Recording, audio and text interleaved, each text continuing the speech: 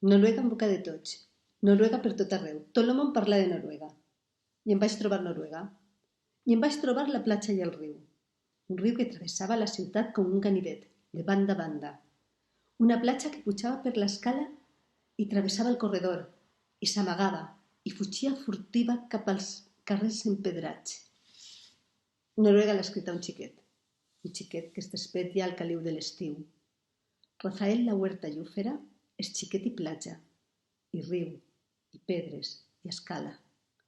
Ens apropa i ens allunya a una ciutat perduda i trobada, vanagloriada i devastada, derrotada per la basca del riu que la travessa.